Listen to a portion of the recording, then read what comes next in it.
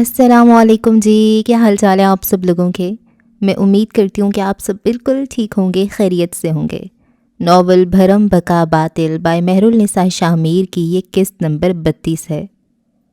اگلی صبح 6-7 بجے کے قریب اسلان، انارہ اور بنفشہ کوارٹر کے صحن میں بیٹھے تھے۔ عظمیٰ بھی چائے کے کپ لا کر رکھ رہی تھیں۔ بنفشہ کی آنکھوں میں سرخ ڈوریاں تھیں، شاید وہ کل رات کو ٹھیک سے سو نہیں سکی تھی۔ میں تم سے صرف 1-2 سوال کروں گی اور تمہیں مجھے سچ سچ جواب دینا ہوگا، مجھ سے کوئی بات چھپانا مت، کیونکہ اس میں تمہارا ہی نقصان ہوگا۔ آرا کی آنکھوں میں آنکھیں ڈالے وہ اپنا مدعا بیان کر رہی تھی۔ آرا نے سراسیمہ سی نظر اسلان پر ڈالی۔ تم نے کہا ہم صرف بات کرنے جا رہے ہیں، یہ کیا ہے؟ اسلان کے قریب جھک کر وہ سرگوشی کر رہی تھی۔ بھوری آنکھوں والے مرد نے پلکیں جھپکا کر تسلی کروائی۔ میں ہوں نا، میں شروع کروں؟ بنفشہ نے جذباتیت کے اس مظاہرے سے ہٹ کر پوچھا۔ آرا نے بدقت اس بات میں سر ہلایا۔ شیور، لیکن میں پرسنل سوالوں کے کوئی جواب نہیں دوں گی۔ اس وقت تو تمہاری لو لائف اور پرائیویٹ لائف دونوں پبلک ہیں، اور اگر تم چاہتی ہو یہ اسی طرح رہے تو تم جو چاہو چھپاؤ اور جو چاہو بتاؤ۔ وکیل اپنے کلائنٹ کی مدد کرتا ہے، آپ مجھ سے اس طرح بات کر رہی ہیں؟ وہ روحان سی ہوئی۔ میرے کلائنٹ عالمگیر ہیں، تم صرف ایک کڑی ہو۔ جواباً آرا نے لب کھول کر کچھ کہنے کا سوچا، مگر بنفشہ نے ہاتھ اٹھا کر روکا۔ وقت کم ہے آرا، پلیز شروع کرتے ہیں۔ اس نے سر ہلا دیا۔ پچھلے 5 سے 6 مہینوں میں تمہارے اور شاہویر کے درمیان کس بات پر سب سے زیادہ جھگڑا ہوتا تھا؟ آرا نے ایک نگاہ اسلان کو دیکھا، وہ جھجکی۔ وہ شاہی اصل میں وہ کافی پوزیسو تھا۔ آرا اٹکی اور ایک بار پھر اسلان کو دیکھا جو اسے ہی دیکھ رہا تھا۔ کہیں آنے جانے پر، کسی لڑکے سے بات کرنے پر، اور میں اسے کہتی تھی اپنی موم کو لے کر آئے۔ اسے کہتے ہوئے خفت ہوئی۔ اور وہ کیوں نہیں لا رہا تھا؟ آرا نے ایک بار پھر اسلان کو دیکھا۔ وہ یہاں سے اٹھنے کا کوئی ارادہ نہیں رکھتا تھا۔ جذبات سے خالی آنکھوں میں دیکھتے ہوئے اسے یہ معلوم نہیں ہو رہا تھا کہ یہ بات سنتے ہوئے وہ کیا محسوس کر رہا ہے۔ اس کی موم نے اسے کنٹرول کر کے رکھا تھا۔ آج تک اس کے بینک اکاؤنٹس کی تمام تفصیلات اس کی ماں کے پاس تھیں۔ اس کی اسکرپٹس کے معاہدے سب سے پہلے اس کی ماں پڑھتی تھی۔ وہ کس سے دوستی کرے گا، کس سے ملے گا، یہ اس کی ماں طے کرتی تھی۔ بنفشہ نے نگاہیں اٹھا کر اسے دیکھا۔ سانولی رنگت والی فربا مائل سی لڑکی بتا رہی تھی، اور سنتے ہوئے اسے اندازہ ہوا انارہ تارون شاہویر بنگش کی پہلی بغاوت تھی۔ وہ اپنی ماں کے بارے میں زیادہ بات نہیں کرتا تھا، لیکن 2 سال لمبا عرصہ ہوتا ہے۔ مجھے پتہ چل گیا تھا اس کی ماں اسے کنٹرول کرتی ہے۔ وہ ان سے ہماری بات نہیں کر پا رہا تھا۔ کوئی اور بات جس سے وہ پریشان ہو؟ اسے ایک فلم کے لیے سنیمیٹوگرافی کرنی تھی، لیکن اس نے منع کر دیا تھا۔ اب مجھے یہ نہیں پتا کیوں۔ آرا نے یاد کر کے بتایا۔ بنفشہ مطمئن نہیں تھی۔ اس کی ماں چال چل سکتی تھی، کسی فلم کا معاہدہ نہ ہونا کوئی بڑی بات نہیں تھی۔ ان باتوں پر قتل نہیں ہوتے تھے۔ ٹھیک سے یاد کرو آرا، کوئی ایسی بات جو تمہیں پتہ ہو، کچھ تو ہوگا، کوئی ایسا انسان جس کے بارے میں بات کرتے ہوئے اسے غصہ آتا ہو۔ ابتسام عباس، وہ جیسے کسی خیال سے چونکی۔ ہاں، اس کا اپنے بہنوئی سے کوئی مسئلہ چل رہا تھا۔ تمہیں کیسے پتہ چلا؟ بنفشہ سے زیادہ اسلان میں قرار نظر آیا۔ وہ نیو یارک میں تھا، کوئی 4 مہینے پہلے کی بات ہے۔ ہم کال پر بات کر رہے تھے جب ابتسام بھائی شاہویر کے سویٹ میں آئے۔ شاہویر نے مجھ سے کہا وہ بعد میں بات کرے گا، لیکن اس کی عادت تھی وہ ڈرائیو کر رہا ہوتا، کسی دوست سے کہیں کوئی بات کرتا یا پھر کسی کیفے وغیرہ میں ہوتا۔ ہماری کال چلتی رہتی تھی۔ اس وقت بھی اس نے کال بند نہیں کی تھی۔ مجھے ان دونوں کی آوازیں آ رہی تھیں۔ شاہویر نے ابتسام کو گالیاں بھی دی تھیں۔ وہ بار بار اس سے کہہ رہا تھا کہ تم نے اس کی زندگی برباد کر دی، تم ایسا کیسے کر سکتے ہو؟ ابتسام سے اس طرح کا جھگڑا؟ ابتسام ٹی ٹی پروڈکشن کا 20% شراکت دار ہے، پروڈکشن کا فائنینس بھی دیکھتا ہے اور بعض دفعہ بڑی بڑی رقومات کی سرمایہ کاری بھی کرتا ہے۔ اپنے ماں باپ کو چھوڑ کر وہ کسی غلام کی طرح بنگش خاندان کا ملازم بنا ہوا ہے۔ اسلان نے اضافہ کیا۔ وہ دونوں کس عورت کی بات کر رہے تھے؟ مجھے نہیں پتا، لیکن شاہویر کہہ رہا تھا میرے پاس رپورٹ ہے، وہ رپورٹ مجھے ای میل آئی ہے۔ مجھے نہیں پتا وہ کس رپورٹ کی بات کر رہے تھے۔ بنفشہ اور اسلان کے چہرے پر پہلی بار کچھ چمکا، کسی سمت کا تعین، کوئی مشعل سی، اندھیرے میں پہلی شمع۔ تم شیور ہو ان کے درمیان کسی رپورٹ کی بات ہوئی تھی؟ اسلان نے پوچھا۔ 100%۔ کیسے؟ بروکن فیملی سے ہوں، مجھے جھگڑے یاد رہتے ہیں اسلان۔ اس کے لہجے میں کچھ ٹوٹا ہوا تھا۔ ونفشا نے سر ہلا دیا۔ اسلان اب کچھ سوچ رہا تھا۔ آرا چپ چاپ ان دونوں کے درمیان بیٹھی تھی۔ کون سا سرا کہاں سے پکڑنا تھا؟ ان میں سے کوئی بھی فی الحال یہ راز نہیں جانتا تھا۔ البتہ شطرنج کے تختے پر اب کئی مشکوک مہرے وارد ہو چکے تھے۔ چند دن بعد وہ دل آرا تارون کے ساتھ آشیانہ بنگش میں موجود تھی۔ طویل پتھریلی روش طے کرتے ہوئے اس کے ذہن میں بار بار شاہویر کی باتیں آ رہی تھیں۔ یہاں اس گھر میں اسے شاہویر کے ساتھ ہی آنا تھا، سرخ لباس میں، گلاب اس کے پیروں میں، ہاتھ اس کے مضبوط ہاتھوں میں، لبوں پر کوئی شرمگی سی مسکراہٹ اور دل سرشار۔ مگر اس نے سر جھٹکا۔ قسمت کسی کی منصوبہ بندی کی محتاج نہیں ہوتی۔ تو مسز بنگش سے اپنی طرف سے بھی بات کرنا، اور اگر وہ کچھ سخت سست کہہ دیں تو خاموش رہنا۔ آرا نے اپنی ماں کی بات پر سر ہلا دیا۔ وہ دونوں کئی فٹ چوڑے طویل قامت فرنٹ دروازے کے سامنے آ کر رکے۔ چمکتے شیشے میں وہ اپنا عکس دیکھ سکتی تھی۔ سفید رنگ کی ٹخنوں تک آتی سادہ فراک میں وہ سوگوار سی تھی۔ چکن کاری کے پھولے ہوئے بازو سے اس کے سانولے بازو جھلک رہے تھے، جن میں صرف ایک انگوٹھی تھی۔ کلائی میں وہی سلور زنجیر، ناک میں بالی اور گلے میں اسکارف۔ کچھ دیر بعد وہ دونوں لاؤنج میں رکھے صوفوں پر بیٹھی تھیں۔ آرا کی نگاہ دروازے کی طرف اٹھی۔ تمکنت وہاں سے آتی ہوئی دکھائی دی۔ سیاہ ساڑی میں ملبوس، پلو کندھے سے آگے گزارے، وہ سوگوار سی عورت صوفے پر آ کر براجمان ہوئی۔ آرا نے ہلکی آواز میں سلام کیا۔ تمکنت نے سر کے خم سے جواب دیا۔ کئی منٹ خاموشی کی نظر ہوئے۔ اس کے بعد دل آرا کی آواز سنائی دی۔ میں اولاد کا غم سمجھتی ہوں مسز بنگش۔ تمکنت اس کا منہ نوچ کر کہنا چاہتی تھی، نہیں تم نہیں سمجھتی، لیکن وہ چپ رہی، سر جھکا رہا۔ شاہویر میرا بیٹا نہیں تھا، لیکن ایک ہی ملاقات میں وہ میرے لیے عزیز ہو گیا تھا۔ میں نے اسے اپنی بیٹی کے لیے قبول کر لیا تھا۔ سیاہ ساڑی والی اداکارہ اٹھ کر اس سے کہنا چاہتی تھی کہ اس کے بیٹے کو قبولیت کی کوئی ضرورت کبھی رہی ہی نہیں، لیکن ایک بار پھر وہ چپ رہی، مصلحت، مقصد اور مفاہمت کے تحت۔ اگلے چند لمحے دلارا بولتی رہی اور تمکنت سنتی رہی۔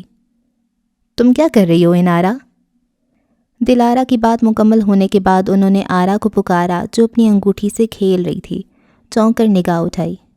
میں؟ انگلی سینے پر رکھے وہ متحیر تھی۔ ہاں تم، میرے بیٹے نے تمہیں اپنی ملکہ بنا کر رکھا، عزت دی، معاشرے میں تمہیں اپنا نام دینے کو تیار تھا۔ تم نے آج تک اس کے لیے کیا کیا؟ میں کیا کر سکتی ہوں؟ میں بتاؤں؟ پولو شرٹ کے ساتھ سیاہ پینٹ پہنے ہوئے وہ سرمئی بالوں والا وکیل دروازے کی چوکھٹ پر نمودار ہوا۔ آرا نے ایک نظر اسے دیکھا اور پھر تمکنت کو۔ وہاں کوئی حیرانگی نہیں تھی، یعنی وہ اس آمد سے واقف تھیں۔ ہم یہاں صرف اور صرف تعزیت کے لیے آئے ہیں، آرا نے کچھ سنبھل کر کہا۔ بے اختیار اس نے اپنا پرس دبوچ لیا تھا۔ وہ اپنے خاندان کے خلاف استعمال نہیں ہو سکتی تھی۔ آپ نے وکیل کو کیوں بلوایا ہے؟ جس ماں کا 26 سالہ بیٹا بلا وجہ مارا گیا ہو اور جس کے بیٹے کا مقدمہ عدالت میں لڑا جا رہا ہو، وہ وکیلوں کو نہیں بلاتی، ان کا آنا جانا ضروری ہو جاتا ہے۔ کیا میں آپ کو جوائن کر سکتا ہوں؟ آرا نے جواب نہیں دیا، البتہ دل آرا کو اس کی آمد اور اسے اپنے قریب بٹھانے میں کوئی حیل و حجت نہیں تھی۔ خوبصورت اور باوقار مرد اس کی کمزوری تھے۔ ضمیر قدم قدم چلتا ہوا آیا اور 3 سیٹر پر آرا کے ساتھ کچھ فاصلے پر آ کر بیٹھا۔ وہ نامحسوس انداز میں کھسک کر ایک طرف ہوئی، البتہ وہ ان کے کسی جال میں نہیں آئے گی، یہ طے تھا۔ ڈرو مت، میں کاٹتا صرف کوٹ میں ہوں، وہ ہلکی سی مسکراہٹ کے ساتھ بولا، وہ بھی اپنے مخالف وکیل کو۔ میرا معاملہ مختلف ہے، میں جگہ اور تعلق نہیں دیکھتی، غلط بات کرنے والے کو میں کہیں بھی کسی بھی وقت کاٹ سکتی ہوں۔ ہابیز کیا ہیں آپ کی؟ اس نے گفتگو کا رخ بدلا۔ آرا نے اپنی ماں کو دیکھا جو تمکنت کے ساتھ خود کو مصروف ظاہر کر رہی تھی۔ وہ چند لمحے چپ رہی، پھر ہلکی آواز میں جواب دیا، کتابیں، میں کتابیں پڑھتی ہوں، زیور بناتی ہوں اور ایک سوشل ورکر ہوں۔ اوہ، آج کل کون سی کتاب پڑھ رہی ہو؟ ملازمت سے اپنی کافی کا کپ لیتے ہوئے وہ مکمل طور پر اس کی طرف متوجہ تھا۔ میٹافورسز بائی کافکا۔ گریٹ چوائس، ضمیر نے سراہا۔ تم نے پرائیڈ اینڈ پریجوڈس پڑھی ہے؟ فی الحال نہیں، لیکن مجھے پڑھنی ہے۔ آپ نے پڑھی؟ یہ کتاب ایک لمبے عرصے سے اسے پڑھنی تھی، سونا چاہتے ہوئے بھی سوال کر بیٹھی۔ میں زیادہ تر نان فکشن پڑھتا ہوں، فکشن تخیل ہے، مجھے حقیقت زیادہ پسند ہے۔ آرا نے جواب نہیں دیا، البتہ اس کے نزدیک دنیا میں پڑھنے والے جتنے بھی ہیں ان تمام میں سب میں برا وہ ہے جو کسی کی ریڈنگ چوائسز پر تنقید کرتا ہے۔ جب ادب میں ڈھیر یونرا شامل کیے گئے، تب ایک قاری دوسرے قاری سے یہ کیوں چاہتا ہے کہ سامنے والا اس کی مرضی کی کتاب پڑھے، اور جب وہ اس کی مرضی کی کتاب پڑھ کر اسے ناپسند کر دے تب اسے برا کیوں لگتا ہے؟ کیوں ایک سادہ سی بات قارئین کی سمجھ میں نہیں آتی کہ ہر یونرا ہر کسی کے لیے اور ہر کتاب ہر ایک کے لیے نہیں ہوتی؟ کیا ہم شاویر کے متعلق کچھ بات کر سکتے ہیں؟ کیا میں شاویر کا کمرہ دیکھ سکتی ہوں؟ دمیر پراچا اور انارہ تارون بیک وقت بولے۔ اس کمرے میں موجود ہر انسان اب اس کی طرف متوجہ تھا۔ تمکنت کے چہرے پر خون دوڑ گیا۔ وہ منع کرنا چاہتی تھی مگر دمیر کی آنکھیں کچھ اور کہہ رہی تھیں۔ وہ صابر وکیل مصلحت کے گھونٹ بھرے بیٹھا تھا۔ پولیس کے بعد اس کمرے میں کوئی نہیں گیا۔ دمیر نے اسے خبردار کرنا چاہا، اور پولیس نے خاص طور پر تاکید کی ہے کہ اس کا کمرہ نہ کھولا جائے۔ صرف 10 minute please, to the point بات کرتے ہیں۔ میں تمہیں ایک فیور دے رہا ہوں، اگر تمہیں کمرے میں جانا ہے تو واپسی پر تمہیں میرے سوالوں کے جواب دینے ہوں گے۔ مجھے تم سے کچھ جاننا ہے۔ آرا نے ایک نظر اپنی ماں کو دیکھا، اس میں ایک جتاتا تاثر تھا۔ اس کی ماں نگاہیں موڑ گئی۔ آرا ان نظروں کے پھیر لیے جانے کی عادی تھی، البتہ تکلیف وہی تھی۔ اس دنیا میں کچھ بھی فری نہیں آرا۔ شیور، لیکن میں وہاں کچھ دیر اکیلے رہنا چاہوں گی۔ تمکنت ایک بار پھر اعتراض کرنا چاہتی تھی، لیکن وہ ایک بار پھر خون کے گھونٹ پی کر رہ گئی۔ اوکے، دمیر نے سر ہلایا، ساتھ انٹرکام اٹھا کر ملازمین سے اندر آنے کو کہا۔ کچھ دیر بعد وہ شاہویر بنگش کے کمرے کی طرف جا رہی تھی، وہاں جہاں اس نے دلہن بن کر جانا تھا، لیکن زندگی اور قسمت نے اس کے لیے کچھ اور لکھ رکھا تھا، کچھ بے حد مختلف۔ کمرے کی روشنی مدھم تھی، اسے روشنیوں کی کوئی ضرورت بھی کب تھی؟ وہ بہت دیر تک خاموشی سے اسے تکتا رہا، مگر بہت دیر بعد اس نے لبوں کو جنبش دی۔ تم مکمل ہو اپسرا؟ آئینے کے سامنے بیٹھی وہ اس آواز پر کھلکھلائی۔ خادم دونوں ٹانگیں سینے سے لگائے تھوڑی ان پر ٹکائے اپنے سامنے کرسی پر بیٹھی اس اپسرا کو تیار ہوتے ہوئے دیکھ رہا تھا۔ وہ پچھلے 2 گھنٹوں سے اسی فرش پر اسی طرح بیٹھا ہوا تھا، کبھی وہ چہرہ دونوں ہاتھوں پر رکھے اسے تکتا اور کبھی پلکے جھپکے بغیر۔ وہ اسے کب تک دیکھ سکتا تھا، یہ حساب اس نے کبھی رکھا ہی نہیں تھا۔ اس وقت وہ سراپے سحر تھا یا پھر مکمل محویت۔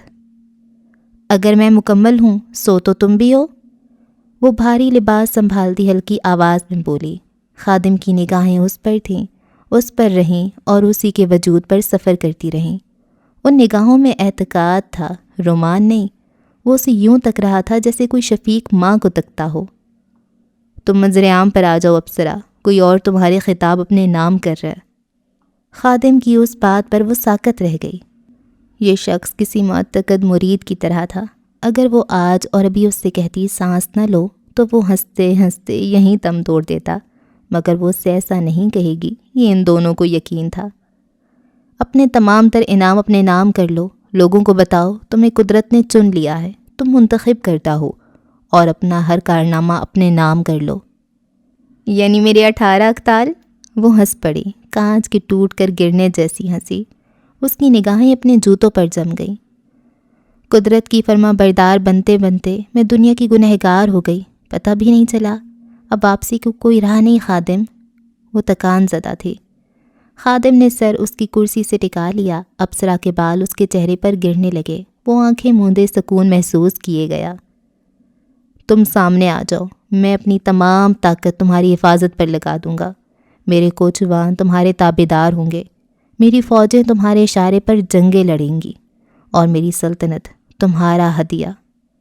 اس کا لہجہ مضبوط تھا، وہ جانتی تھی یہ حرف حرف سچ ہے۔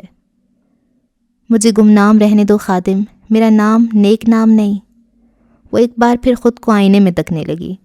اس کے پیروں کے قریب سفید فرش پر غازہ گرا ہوا تھا، چوڑیوں کا ٹوٹا کانچ بھی یہیں کہیں تھا، کئی ایک تو خادم کے گھٹنے میں بھی چبھے تھے، مگر کوئی اس کے مریدانہ ارتکاز کو توڑ نہ پایا۔ پھر تو تم مجھ جیسی ہوئی نا؟ وہ مڑی، پلٹ کر اسے تکا۔ یہ خادم کی پہلی جرأت تھی۔ وہ حیران ہوئی۔ اس نے آنکھیں خادم کی آنکھوں میں گاڑ دیں، وہاں کچھ سخت سا تھا۔ تم جیسی کیسی؟ نہ مانی گئی، دھتکاری ہوئی، وہ جس کی نفی ہوئی ہو اور وہ جسے ضرب دے کر تقسیم کیا گیا ہو۔ خادم کی آواز کہیں دور سے آتی تھی۔ پہلی مرتبہ وہ اپسرا سے کچھ چاہتا تھا، کچھ مزید۔ میں تمہاری جنگیں لڑ رہی ہوں خادم، میرا منظر پر آ جانا تمہیں اندھیرے میں ڈال دے گا، مجھے بس لڑنے دو، کامیابیاں، لوگ اور نیک نامی تم اپنے لیے رکھو۔ خادم نے احتجاج کو زبان کھولی ہی تھی کہ وہ اس کے بالوں میں شفقت کا ہاتھ پھیر گئی۔ تم اور میں، ہم میں فرق ہی کیا ہے خادم؟ میں چاہتا ہوں تم آزاد رہو خادم، چاہتیں، فرائض، ذمہ داریاں، بدنامیاں، ان سب کو میرے لیے چھوڑ دو۔ وہ اس کی بات کاٹ گئی۔ خادم کا اعتقاد بڑھا اور بڑھتا چلا گیا۔ وہ اسے رام کر چکی تھی، اس نے کئی برس یہ کیا تھا، اس فن میں اسے ملکہ حاصل تھا، اور وہ جو ہر دفعہ اس کے دلائے دلاسوں میں آ جاتا تھا، بھلا یہ شخص تھا کون؟ موجودہ لمحہ لکھاری اور عوامی رہنما کا کمرہ خاموش پڑا تھا۔ اس کے کمرے میں اب اس کی خوشبو نہیں تھی، کافور جیسی کوئی باز تھی جو نتنوں سے روح کی کھڑکیوں میں داخل ہو رہی تھی۔ انارہ تارون دروازے کا پٹ تھامے بہت دیر تک چوکھٹ پر جمی کھڑی رہی۔ اس کی آنکھیں ویران تھیں، دل خالی۔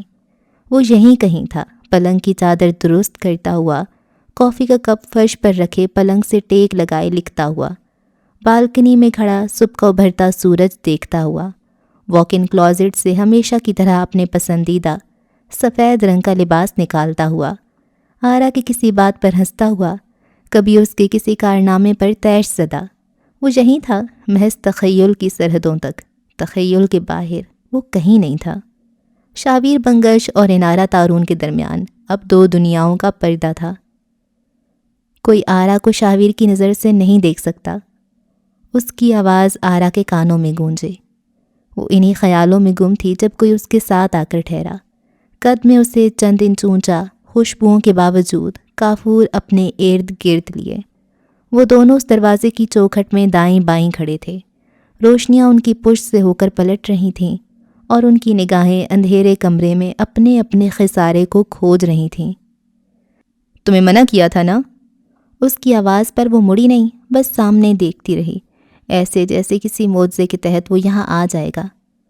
تمہیں کہا تھا دور رہو ہم سے، مجھ سے، شاہویر سے۔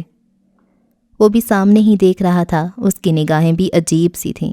اندھیرے کمرے میں ان دونوں کی بینائی جانے کیا کھوج رہی تھی۔ تم اسے بھول سکتے ہو، چھوڑ سکتے ہو، وہ میرا بھائی تھا اور میری کل کائنات۔ آرا کا لہجہ مدھم تھا۔ بھائی کے ساتھ زندگی کے محدود پلانز ہوتے ہیں، لیکن جو وہ میرے لیے تھا وہ تم نہیں سمجھ سکتے۔ کسی نے میری ساری زندگی پر کانٹا پھیر دیا، تم یہ احساس نہیں سمجھ سکتے۔ باہر کی دنیا میں ان دونوں کے درمیان مختلف تعلقات تھے، مگر یہاں اس چوکھٹ پر نصف تاریکی نیم روشنائی میں کھڑے ان دونوں کا ملاپ ایک تھا، کرب یکجا، کلک ایک ہی۔ شاید میں سمجھنے لگ جاؤں، اس نے یاسیت سے کہا۔ ہاتھ پینٹ کی جیبوں میں ڈال لیے اور گردن ترچھی کر کے آرا کو دیکھا۔ یہاں کیوں آئی ہو؟ پتہ نہیں، اسے واقعی نہیں پتہ تھا۔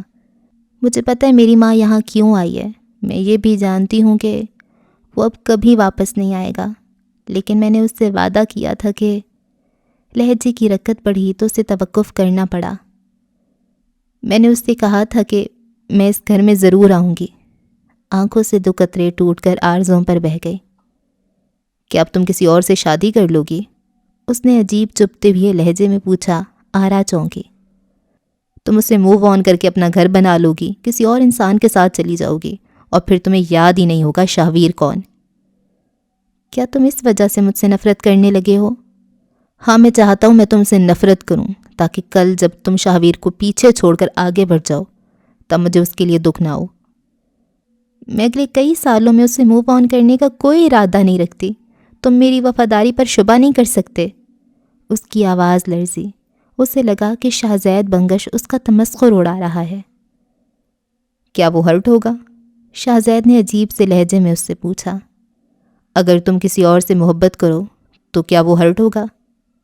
وہ اس دنیا میں نہیں ہے۔ سارا مسئلہ یہی ہے۔ اس نے بے چینی سے دیوار پر مکہ مارا۔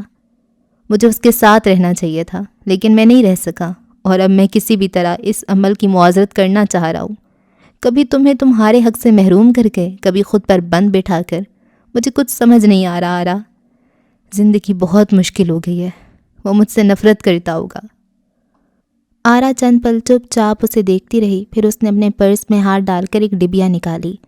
ہلکے آسمانی رنگ کی مخملی ڈبیا اس نے زید کی طرف بڑھائی۔ میرے یہاں آنے کی دوسری وجہ۔ زید نے اچھمبے سے ڈبیا تھام لی اور انگوٹھے کی مدد سے اس کا لاک کھولا۔ ایک پل کے لیے وہ بالکل تھم گیا تھا۔ اندر انگریزی حرف ایس کی شکل کے کف لنکس تھے، خوبصورت، بہترین اور آنکھوں کو خیرہ کر دینے والے۔ میں شاہ زید کو دنیا کی ہر قیمتی شے دے سکتا ہوں، لیکن وہ چند دن بعد اس چیز کو بھول جائے گا، اس لیے میں اسے ایسی چیز دینا چاہتا ہوں جو اسے ہمیشہ یاد رہے۔ آرا ہو بہو اس کے الفاظ دہرا رہی تھی۔ سب کو لگتا ہے میں تمہیں ہواؤں کے ساتھ بھی نہیں بانٹ سکتا، لیکن میں چاہتا ہوں تم یہ کف لنکس بناؤ تاکہ زید کو پتہ چل سکے اس کی اہمیت کیا ہے، اتنی کہ میں انارہ تارون سے کہہ سکتا ہوں کہ وہ میرے علاوہ اگر کسی کے لیے کچھ بنائے تو وہ تم ہو، میرا بھائی، میرا حصہ۔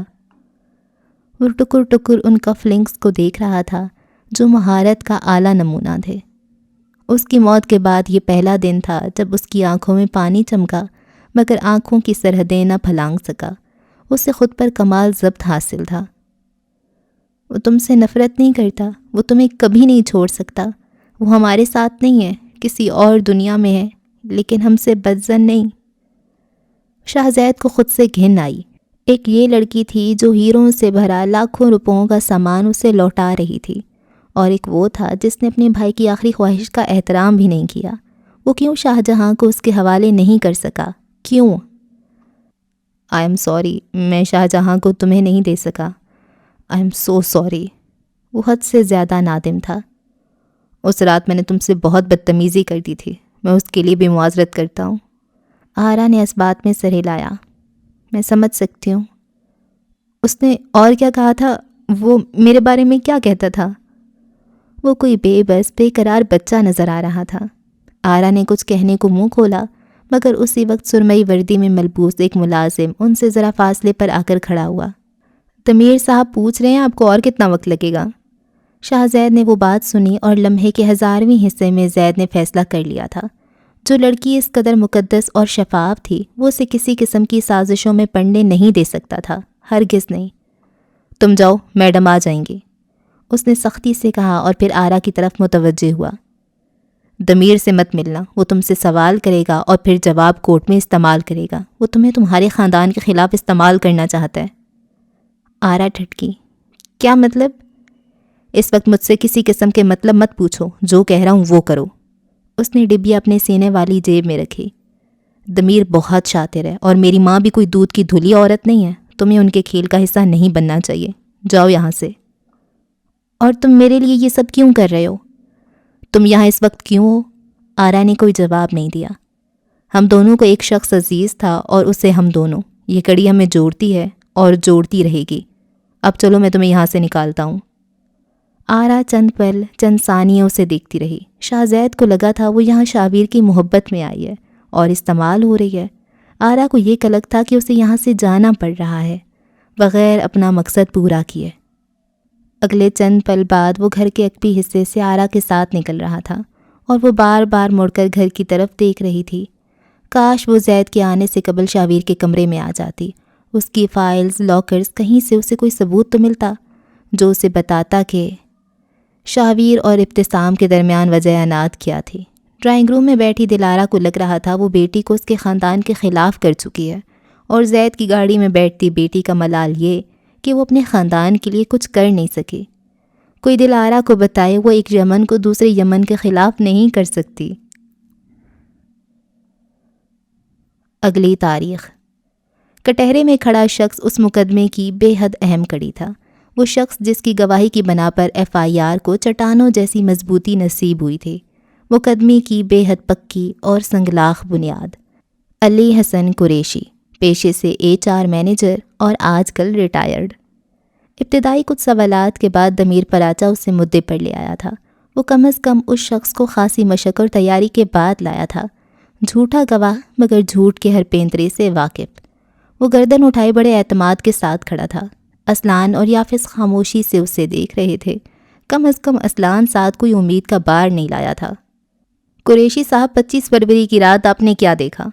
کٹہرے میں کھڑا شخص 50 سے 55 برس کے درمیان تھا، بال کلموں سے سفید تھے اور چہرہ داڑھی سے پاک۔ اس نے کہنا شروع کیا، جناب میں پارٹی میں سب کے سامنے اسموکنگ کرنے کو برا سمجھتا ہوں، اس لیے میں اکبی لان کی طرف آ گیا اور وہاں کھڑے ہو کر اپنے ایک دوست کو کال ملائی۔ ہماری اچھی بات چیت ہوتی رہتی ہے، وہ لہک لہک کر کہہ رہا تھا جب جج نے اسے ٹوکا۔ مقصد پر آئیں، بات کو طول نہ دیں۔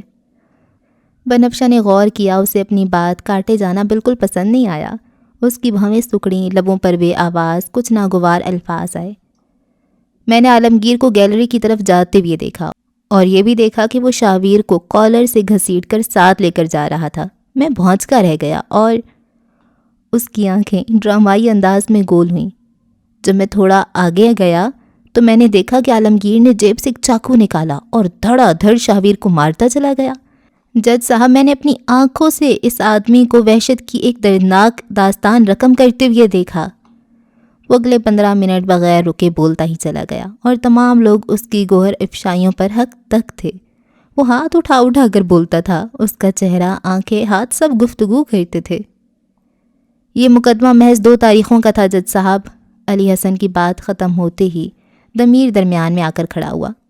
ہم نے اس کیس کو بس بڑھایا ہے، اب جب کہ عدالت نے چشمدید گواہ کی گواہی سن لی ہے تو میری عدالت سے درخواست ہے کہ عالمگیر یمن کو دی ہوئی چھوٹ چھین لی جائے۔ وہ رکا، پین لبوں کے درمیان دبائے بیٹھی لڑکی کو دیکھا۔ ضمیر براچہ نے اپنے کریئر میں کئی نگاہیں دیکھی تھیں، مگر یہ نگاہیں ان سب سے مختلف تھیں۔ یہ نہ جھکتی تھیں، نہ ان میں خوف آتا تھا۔ یہ بنفشہ احسان کی آنکھیں تھیں، انہوں نے دیکھنا نہیں، چیرنا سیکھا تھا۔ یور وٹنس، اس نے کہا اور واپس اپنی جگہ پر جا کر بیٹھ گیا۔ وہ سر کو خم دیتی اٹھی اور علی حسن کے سامنے آ کر رکی، ایک ہاتھ کٹہرے پر رکھا اور ایک پہلو میں گرا تھا۔ اس کی دائیں طرف کرسیوں پر بیٹھا اسلان غور سے اسے دیکھ رہا تھا۔ اس سے اپنے اور اس کے قیاس ازبر تھے۔ سوال یہ تھا کہ ان دونوں میں سے کون درست ثابت ہونے والا تھا۔ یہ فوٹیج تمہیں کہاں سے ملی؟ وہ کرسی گھسیٹ کر بنفشہ کے قریب بیٹھتے ہوئے واضح طور پر حیران ہوا تھا۔ وہ جس کا سارا دھیان اسکرین پر تھا، وہ ایک لمحے کو اس کی موجودگی پر ٹھٹکی۔ اسلان یمن اس کی کرسی سے کرسی جوڑے ہوئے تھا۔ بے دہانی میں اس کا کندھا ہولے سے بنفشہ کے کندھے سے مس ہوا تھا۔ وہ لمحے بھر سانس روکے اس کا نیم رخ دیکھی گئی۔ اس کی آنکھوں میں کوئی چمک ابھری تھی، یہ نیا تاثر تھا۔ کتنے پیسے دیے؟ وہ ہر شے سے بے نیاز اسکرین کو دیکھ رہا تھا اور بنفشہ اس کی آواز پر چونک کر سیدھی ہوئی۔ اپنی کرسی نامحسوس انداز میں کچھ سرکائی اور چہرے کے تاثرات سخت کر لیے۔ البتہ پہلی بار اسے اسلان یمن مختلف لگا۔ شاید وہ پرکشش تھا، شاید وہ بولتا خوبصورت تھا، یا شاید وہ اس کے بارے میں کیوں سوچ رہی ہے؟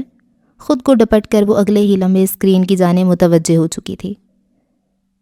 علی حسن صاحب، آپ کی عمر کیا ہے؟ 52 سال۔ کیا آپ کو صحت کے کوئی مسائل لاحق ہیں؟ جی، مجھے شوگر ہے اور میرے خون کے سفید خلیے کم ہیں۔ آپ کام کیا کرتے ہیں؟ میں HR میں کام کرتا تھا، اب ریٹائرڈ ہوں۔ لیکن کیوں؟ ابھی تو آپ کی اتنی عمر نہیں ہوئی۔ بس میں مزید کام نہیں کرنا چاہتا تھا۔ آپ کا زیادہ تر کام کیا تھا؟ لوگوں سے ملنا، بات کرنا یا پھر اسکرین، اعداد؟ اسکرین اور اعداد کا کام چھوڑنے کی محض 2 وجوہات ہوتی ہیں، خراب نظر یا پھر بڑھتی عمر۔ آپ نے یہ کام کیوں چھوڑا؟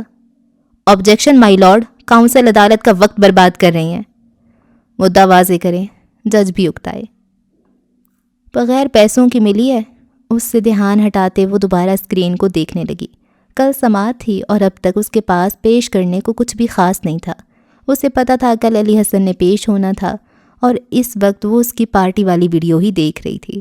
بہت کم لوگ اس سے ملے تھے، بہت کم کے تاثرات خوشگوار تھے اور بہت کم اسے خوش دکھائی دیے۔ اس لیے اتنی بیکار ہے، میں نے تم سے کہا تھا جو بھی کرو مجھے بتا کر کرو۔ وہ غیر دلچسپی سے پیچھے ہوا جبکہ بنفشہ کی آنکھیں ایک جگہ چھوٹی ہوئیں۔ علی حسن موبائل پر کچھ دیکھ رہا تھا، اس کے تاثرات الجھے ہوئے تھے، شاید وہ کچھ سمجھ نہیں سکا تھا۔ اس نے اسلان کی بات پر دھیان نہیں دیا۔ حسن صاحب، کیا یہ سچ ہے کہ 2 سال قبل آپ نے آنکھوں کا آپریشن کروایا تھا؟ 3 سال قبل انہوں نے پتے سے پتھری بھی نکلوائی تھی، وہ رپورٹ بھی جمع کروائیں؟ ضمیر نے تنزیہ ہانک لگائی۔ بنفشہ ڈھٹائی سے مسکراتی رہی۔ ضرورت پڑی تو ہم بواسیر کی رپورٹ بھی پیش کریں گے، سر فی الوقت مجھے آنکھ کے آپریشن تک رہنے دیں۔ اس کے انداز اور لہجے پر کئی لوگ ہنسے، یہاں تک کہ جج کو اپنے ہتھوڑے کا استعمال کرنا پڑا۔ جی حسن صاحب، 2 سال قبل آپ نے آنکھ کا آپریشن کروایا تھا؟ جی کروایا تھا۔ آپریشن کامیاب رہا؟ حسن نے ضمیر کو دیکھا، وہ کچھ بے چین دکھائی دیا۔ ہاں یا نا میں جواب دیجیے جناب، کیا 2 سال قبل آپ کی آنکھ کا آپریشن کامیاب رہا؟ اس نے ڈھیر سارا تھوک نگلا۔ اس بات کا کیس سے کیا تعلق؟ حسن صاحب، ہاں یا نا؟ جج صاحب دفاع گواہ پر دباؤ ڈال رہا ہے۔ آپ جھوٹی گواہی دینے کے لیے جیل بھی جا سکتے ہیں، آپ کو ایک سادہ سا جواب دینا ہے، ہاں یا نا۔ اس کا لہجہ سخت اور جتاتا ہوا تھا، وہ واقعی اس پر دباؤ ڈال رہی تھی، اسے ڈالنا پڑا۔ بچپن میں حسن صاحب کو بخار ہوا تھا، جوانی میں نزلہ، کیا اب ان پر بھی چرچا ہوگی؟ ضمیر برہم تھا۔ یہ کیس عالمگیر، ہاں یا نا؟ وہ کسی شیرنی کی مانند اس کی آنکھوں میں آنکھیں ڈالے کھڑی تھی۔ اگر آپ نے جھوٹی گواہی دی تو میں اصل ثبوت لے آؤں گی، ہاں یا نا؟ جج صاحب، ہاں یا نا؟ نا! وہ تقریباً چلایا۔ تنفس تیز ہو گیا تھا، آنکھیں سرخ۔ ضمیر نے مٹھی میز پر ماری۔ بنفشہ نے مسکرا کر پہلی رو میں بیٹھے اسلان یمن کو دیکھا۔ اس کی نگاہوں میں جتاتا تاثر تھا، یوں جیسے کہہ رہی ہو، میں تمہارے بغیر یہاں تک آئی ہوں، تم میرے لیے مدد ہو، ممبا نہیں۔ اسلان کو اٹھ کر گئی ہوئے کافی دیر ہو چکی تھی اور وہ اب تک لیپ ٹاپ کے سامنے بیٹھی تھی۔ وہ ایک ہی کلپ 1000 مرتبہ دیکھ دیکھ کر اکتا چکی تھی۔ وہی ایک کلپ جس میں علی حسن فون پر بات کرتی ہوئی ایک ہاتھ میں سگریٹ لیے وہ گیلری سے کچھ فاصلے پر آ کر کھڑا ہوا تھا، چشمہ اتار کر کوٹ میں اٹکایا اور سگریٹ لبوں میں دبا لیا۔ کسی شور یا ہلچل کے باعث اس نے نگاہ اٹھا کر گیلری کی طرف دیکھا۔ یہاں سے گیلری کے اندر جاتا یا نکلتا ہوا کوئی شخص دکھائی نہیں دیتا تھا، البتہ یہ واضح تھا کہ دائیں جانب گیلری تھی۔ وہ آنکھیں چندھیائے اس طرف دیکھ رہا تھا اور یہاں وہ ٹھٹکی۔ سوچ کا ایک نیا در کھلا جس کے پار بے حد روشنی تھی۔ وہ چشمے کے بغیر آنکھیں چندھیا رہا تھا، اس کی نظر کمزور تھی۔ آپ کا آپریشن کامیاب نہیں ہوا تھا، درست؟ جی۔ وہ سر جھکا گیا، مٹھیاں بھینچ لیں، شدت غیظ سے اس کا چہرہ سرخ پڑ رہا تھا۔ اور وہ ناکامی کس طرح کی تھی؟ میری نظر مزید کمزور ہو گئی تھی، آنکھ میں موتیا کا پانی اتر آیا تھا۔ کافی علاج کے باوجود میری نظر ٹھیک نہیں ہو سکی، مجھے دھندلا نظر آتا ہے۔ وہ اطرافی مرحلے میں داخل ہو چکا تھا۔ خراب نظر کی وجہ سے آپ کو آپ کے کام سے نکالا گیا کیونکہ آپ کے سر میں درد رہنے لگا تھا، اور اتنی بڑی فیکٹری کا کام سنبھالنا آپ کے بس کی بات نہیں رہی تھی، وہ کہہ رہی تھی، اور ضمیر تک دم سادھے سن رہا تھا۔ اس کا ذہن اس نہج تک کیسے پہنچا؟ جج صاحب، یہ تقریب کی فوٹیج ہے۔ اس نے موبائل پر ایک ویڈیو چلا کر جج کی ریڈر کو موبائل تھمایا، جہاں علی حسن سگریٹ پیتے ہوئے گیلری کی طرف دیکھ رہا تھا۔ اول تو حسن صاحب اتنے فاصلے پر کھڑے ہیں کہ گیلری میں کھڑے شخص کا چہرہ دیکھنا ممکن نہیں۔ دوئم، شاہویر کے بوٹ بے حد صاف تھے، جبکہ گیلری تک جاتا راستہ گیلا اور مٹی سے بھرا، جس سے واضح ہوتا ہے کہ کوئی انہیں گھسیٹ کر نہیں لے گیا۔ اور تیسری بات، عالمگیر یمن کی جسامت کے حساب سے اگر وہ شاہویر کو گھسیٹتے، کالر سے پکڑتے، تو یقیناً مقتول کی شرٹ سے گردن پر کوئی رگڑ پڑی، جو کہ مفقود ہے۔ وہ سانس لینے کو رکی۔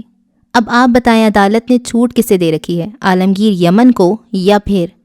اس نے ضمیر کو دیکھتے قصداً بات ادھوری چھوڑ دی۔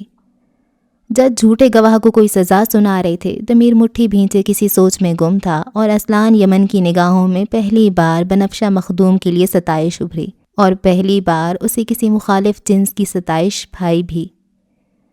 میں ماننا نہیں چاہتا مگر… وہ رکا، ہلکا سا مسکرایا۔ تم نے کمال کر دیا۔ یہ تعریف، یہ ستائش ہر دوسری تعریف پر بھاری تھی، نہ جانے کیوں۔ 2 روز بعد۔ مجھے اچھا لگتا ہے جب کہانی میں ٹھہراؤ آ جائے۔ قصہ گو کی کاری کچھ پرسکون تھی۔ وہ مسکرایا۔ میری کہانی اور ٹھہراؤ 2 الگ الگ معاملے ہیں۔ کانچ کی دیوار کے پار آج وہ جیل میں پہلی بار عالمگیر سے ملنے آیا تھا۔ اس کی باری آتے آتے 1.5 گھنٹہ لگ گیا تھا، اور بالآخر ٹیلی فون اسے تھما دیا گیا۔ دوسری طرف بیٹھا عالمگیر سپاٹ نظروں سے اسے دیکھ رہا تھا۔ اس کی نظروں میں کوئی کاٹ تھی جو اسلان اپنے وجود کے اندر تک اترتے ہوئے محسوس کر سکتا تھا۔ اس نے بغور عالم کو دیکھا اور کچھ کہنے کو لب با کیے۔ میں نے… خاموش۔ عالم نے درشتی سے اس کی بات کاٹی۔ آنکھیں اس کی آنکھوں میں گاڑ دیں اور سرگوشی جتنی ہلکی آواز میں وہ کہا جسے سننے کو اسلان یمن کی سماعتیں تیار تھیں، مگر یہ الفاظ پھر بھی زہر میں ڈوبے خنجر کی طرح چبھے۔ تم پورے 2 دن سے اسے دیکھنے نہیں گئے اسلان، پورے 2 دن۔ اس نے منہ پر ہاتھ رکھ لیا، آنکھیں پھیل گئیں اور وہ بہت دیر تک کچھ کہہ نہ سکی کہ سگو نے شانے اچکائے۔ میں نے ٹریگر وارننگ دی تھی۔ وہ اس وقت اس کی ٹریگر وارننگز پر دونوں ہاتھوں سے لعنت بھیجتی تھی۔ اسلان کی دھڑکن کی رفتار تیز ہو گئی، ماتھے پر پسینے کے ننھے ننھے قطرے ابھرے اور نگاہیں عجیب سی وحشت زدہ ہو گئیں۔ وہ ایک انسان ہے، اس کی سانسیں چل رہی ہیں، تم اس کے ساتھ ایسا کیسے کر سکتے ہو اسلان؟ اسلان نے متوحش انداز میں اسے دیکھا، کچھ کہنے کو لب کھولے مگر الفاظ حلق سے باہر نکلنے کو تیار ہی نہیں تھے۔ یہ مت بھولو کہ وہ دنیا کی نظر میں مرا ہے، اصل میں وہ زندہ اور قید ہے۔ میں اسے ہماری قید میں مرنے کی اجازت نہیں دے سکتا، میں ایک قتل کا بوجھ نہیں ڈھو سکتا۔ عالمگیر چبا چبا کر کہہ رہا تھا۔ میں وہاں نہیں جاؤں گا۔ الفاظ غراہٹ کی صورت اس کی لبوں سے آزاد ہوئے، چہرہ سفید پڑ چکا تھا، ایسے جیسے کسی نے چونا پھیر دیا ہو۔ آپ اس کی نظروں کا گلہ نہیں دیکھتے ہو، میں دیکھتا ہوں۔ آپ نے وہ عورت نہیں دیکھی جو اس کے لیے روتی ہے، میں اسے دیکھتا ہوں۔ میں ایسا نہیں ہوں، میں کسی کو قید کر کے کیسے رکھ سکتا ہوں؟ وہ کسی تمہاری زندگی تباہ کر سکتا تھا، عالم سختی سے بولا، اس کا چہرہ تنا ہوا تھا۔ اسلان نے نفی میں سر ہلایا۔ تو کر دیتا، یہ کوئی جھوٹ نہیں تھا۔ جو میں نے کیا ہے مجھے اس کا ہرجانہ ہر حال میں بھگتنا ہوگا۔ وہ رکا، الفاظ مجتمع کیے۔ آپ کو لگتا ہے آپ نے مجھے بچا لیا ہے؟ آپ غلط ہو عالم، آپ نے مجھے تباہ کر دیا ہے۔ تمہاری تباہی وہ تھا۔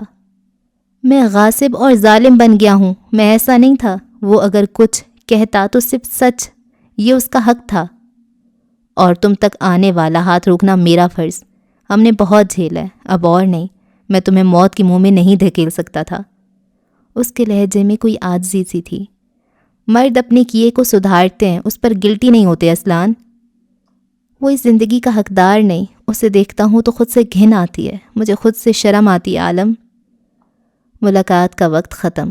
ایک افسر نے آ کر عالم کا بازو تھاما۔ عالم اسے نہیں دیکھ رہا تھا، اس کی نگاہیں اسلان پر تھیں۔ وہ اسے اس طرح چھوڑ کر نہیں جانا چاہتا تھا۔ یہ سب وقتی ہے، آہستہ آہستہ سب ٹھیک ہو جائے گا۔ تم اس کے پاس جاؤ، جو میں نے کہا ہے وہ کرو۔ اسے خاموش کروانے کے اور بھی طریقے تھے، وہ ہنوز معترض تھا۔ کسی کی محبت اور آزادی پر ہمارے اختیار نہیں تھا۔ کیا تم پھر میرے دماغ کے ساتھ کھیل رہے ہو؟ وہ بے بسی سے پوچھ رہی تھی۔ اسے نہیں پتہ تھا اس وقت اسے کیا رد عمل دینا تھا۔ قصہ گو نے معصومیت سے اس بات میں سر ہلایا۔ یہی میرا ذریعہ معاش ہے اور میں اسی میں ملکہ رکھتا ہوں۔ افسر اسے گھسیٹ رہا تھا، عالم کا بس نہیں چلتا تھا اسلان یمن کو یہیں زندہ گاڑ دے یا پھر اس کے اندر سے یہ دل نکال کر ایک سیاہ لوتھڑا اندر رکھ دے۔ وہ ترتیب شدہ کھیل بگاڑ رہا تھا۔ یا اللہ، وہ اس کا کیا کرے؟ اسلان، اگر تم پلین سے 1 انچ بھی ہلے تو خدا کی قسم میں تمہیں زندہ نہیں چھوڑوں گا۔ عالم کی غراہٹ وہ سن سکتا تھا، اس کا سرخ چہرہ وہ دیکھ سکتا تھا۔ ملاقاتی کمرے میں وہ گھٹنوں کے بل گر گیا، چہرہ ہاتھوں میں چھپا لیا۔ اس کے دل میں جیسے میخیں گڑ گئی تھیں۔ اپنے گناہ چھپانے کو اس نے کسی سے اس کی زندگی، محبت، آسائش اور آزادی کیسے چھین لی؟ وہ اس وقت نرم دلی کا فریب رچا رہا تھا، مگر اسے قید کرنے والا تو وہی تھا۔ اس کی کار تار نگاہیں اسے ازبر تھیں، وہ انہیں نہیں دیکھنا چاہتا تھا، مگر اسے روز دیکھنا پڑتا تھا۔ کوئی اسلان یمن جتنا سیاہکار کیسے ہو سکتا ہے؟ وہ خود سے جواب چاہتا تھا۔ اسکرین ٹکڑوں کی صورت بٹ چکی تھی۔ انارہ تارون موبائل کان سے لگائے بیٹھی تھی جب اسے دوسری طرف زید کی مدھم آواز سنائی دی۔ کیا ہم مل سکتے ہیں؟ وہ جواب نہیں دے سکی۔ دوسری طرف وہ نہیں جانتا تھا کہ کیوں انارہ تارون اس کے لیے ایک مختلف عورت بن گئی تھی، کیوں وہ مدیحہ کو چھوڑ کے اس کے ساتھ وقت گزارنا چاہتا تھا۔ کیا وہ ضمیر کی بات مان گیا تھا؟ سہراب یمن ایک نقطے پر منجمد تھا، اگر پریویلیج کلر نہیں تو پھر کون؟ اسکرین پر لگی اس کی تصویر الجھے ہوئے افسر کی تھی، ہر راستہ بند، ہر راہ مسرود۔ اس پر نظر رکھیں، جیل میں بیٹھا عالمگیر موبائل پر کسی سے کہہ رہا تھا۔ وہ چیزیں بگاڑ دے گا، میں چاہتا ہوں آپ میری مدد کریں۔ اسکرین پر لگا اس کا چہرہ مزمحل پن کا ثبوت تھا۔ اسلان یمن ایک بار پھر اس کے سامنے تھا۔ اسے یہاں آنے سے نفرت تھی، اسے اس شخص کی آنکھوں کے طنز سے نفرت تھی، اسے اس سچ سے نفرت تھی کہ اس شخص کے بے قصور ہوتے ہوئے بھی وہ اسے آزاد نہیں کر سکتا۔ اسے خود سے نفرت تھی کیونکہ اپنا آپ بچانے کے لیے اسے یہ کرنا ہی پڑا تھا۔ تم غرق ہو گئے اور میں تمہیں غرق ہوتے ہوئے دیکھوں گا، اسیر نے کہا، اور زندان کا مالک بس اسے دیکھ سکا۔ اسکرین پر لگا اس کا چہرہ رنج و ملال میں ڈوبے ایک بے بس مہرے کا تھا، سیاہ اور سفید نہیں، بے رنگ۔ وہ آگے آیا، عین اس کے سامنے۔ میں شرمندہ ہوں مگر نیک نہیں، تمہاری آزادی میری قید ہے اور میں خود پر تمہیں برتری نہیں دے سکتا۔ تم ایک شیطان ہو، وہ اسلان یمن کو دیکھ کر غرایا۔ اسلان نے خاموشی سے انگوٹھے کی پوچھ سے کنپٹی مس لی اور بس ایک لفظ کہا، اوکے۔ اور پھر تم کہتے ہو میں کہانی کار کا یقین کروں؟ وہ پھٹ پڑی کہ سگوں نے شانے اچکائے۔ قارئین سے سچ کہنے لگیں تو ہم کہانی کس کے سامنے گھڑیں؟ صاف ظاہر تھا وہ اس نئے قصے سے محظوظ ہو رہا تھا۔ اچھا جی، اس ایپیسوڈ کو یہاں پہ ختم کرتے ہیں۔ اور یہ کیا بات ہوئی؟ یہ کون ہے؟ یہ زندان میں کون ہے؟ یہ شاہویر ہے؟ لیکن شاہویر کیسے ہو سکتا ہے؟ اس کو تو انہوں نے خود اپنے ہاتھوں سے دفنایا ہے۔ ایسا ہی ہے نا، اس کو وہ دفن کر چکے ہیں، اور ایسا بھی نہیں ہے کہ وہ کسی اور کی لاش ہوگی اور یہ وہ، ایسا تو نہیں ہو سکتا نا، یہ مووی تھوڑی چل رہی ہے۔ مے بی ابتسام ہو سکتا ہے ابتسام، ہاں ابتسام کہاں اتنا امپورٹنٹ ہے، پر کوئی تو ہے۔ مجھے پہلے لگا تھا کہ شاید پنار ہے، لیکن یہاں پہ تو کوئی مرد ہے، اور وہ کون ہے؟ May be Shahvir he who, may be اس کو ایسا ٹیکا لگایا ہو کہ وہ تھوڑی دیر کے لیے، کچھ گھنٹوں کے لیے اس کی سانس بند ہو جائے اور پھر اسے وہ قبر سے نکال کے لے آئے ہوں ہیں، کیونکہ وہ تو اس کا تو جنازہ تک ہوا تھا، سب کچھ ہوا تھا۔ کیا ہو رہا ہے یہ؟ یا اس کی جگہ کوئی اور بندر لے آیا ہوں اس کی شکل کا؟ نہیں یار، وہ تو ایمبولینس میں بھی اس کو ڈال رہے تھے اور وہ کوئی بات کرنا چاہ رہا تھا۔ یہ شاہویر تو نہیں ہو سکتا نا۔ اور شاہزید کیوں انارا میں انٹرسٹڈ ہو رہا ہے؟ مدیہ کہاں گئی؟ اور اچھا وہ یہاں پر انارا آتی ہے وہ کوئی ثبوت اکٹھا کرنے، پتہ نہیں کیا کچھ ہو رہا ہے، کچھ کھچڑی چل رہی ہے عالم اور اسلان کی، اور وہ اسے کہہ رہا ہے کہ اگر وہ باہر ہوگا تو پھر تم اندر ہوگے۔ عالم اس کو، اسلان کو پروٹیکٹ کرنے کے لیے کسی کو زندان میں ڈال دیتا ہے۔ 2 دن ہو گئے ہیں وہ نہیں گیا، 2 دن، اور یہ عالمگیر کو کیسے پتہ ہے؟ کوئی پریویلیج کلر کو پکڑ کے انہوں نے ڈال دیا ہوگا۔ اچھا، ایک کامنٹ میں نے کہیں درمیان میں پڑھا تھا، کچھ لوگ کہہ رہے تھے، کچھ نہیں، ایک ہی کامنٹ تھا اور وہ مجھے اچھا مزے کا لگا تھا۔ وہ یہ تھا کہ اسلان بھی رائٹر بننا چاہتا تھا، اور اسلان کا تمکنت کے ساتھ بھی کوئی ریلیشن ہے، وہ اس کے ساتھ بھی کوئی ڈیلنگ شیلنگ کرتا ہے، وہ کہتی ہے میرا کام کرو، مے بی وہ اس کو کہانیاں لکھ کے دیتا ہو اور وہ شاہویر کے تھرو ان کو پبلش کرواتی ہو، یا پھر اس کو کہتی ہو تم ان کو ایسے کرو، کیونکہ وہ پورا کنٹرول رکھتی ہے اپنے بیٹے پہ۔ مے بی وہ اس کہانیوں کو تھوڑا سا چینج کر کے پھر پبلش کر دیتا ہو، مے بی، ہے نا؟ تو یہ بات بھی ہے، کچھ کہانی کا سلسلہ بھی ہو سکتا ہے، کیونکہ ایسے ہو جاتا ہے، بہت سے ناولز میں نے ایسے پڑھے ہیں کہ کہانی کوئی لکھتا ہے لیکن کسی کی اور کے نام سے پبلش ہو رہی ہوتی ہے۔ ایک یہ بات تھی، اور ایک یہ بات تھی، ایک کامنٹ میں نے پڑھا تھا، اور وہ یہ تھا کہ شاہزید کے بابا جب مرنے والے تھے تو انہوں نے کوئی بات کہی تھی شاہزید کے لیے، اور وہ شاہزید کو جاننا تھا کہ بابا کیا کہتے تھے، تو وہ شاہویر اسے بتاتا نہیں تھا، اور اب وہ شاہویر خود ہی مر گیا، تو یہ شاہزید کو کیسے پتہ چلے گا کہ وہ بات کیا تھی؟ تو یہ راز بھی اسی کے ساتھ دفن ہو گیا، اگر وہ خود دفن ہے تو۔ اب تو لگ رہا ہے کہ وہ زندہ ہے، کیا پتہ وہ اور پنار پارٹی کرتے ہوں ایک ہی جگہ قید ہو، اور سیریل کلر ہمارا یہی ہو، اسلان ہی ہو۔ چلو جی کیا ہو سکتا ہے۔ اور وہ اچھا کیس لڑ رہی ہے بنفشہ، اور ہاں بس کہانی چل رہی ہے، آگے دیکھتے ہیں ہوتا ہے کیا۔ دعاؤں میں رکھیں یاد۔ اللہ حافظ۔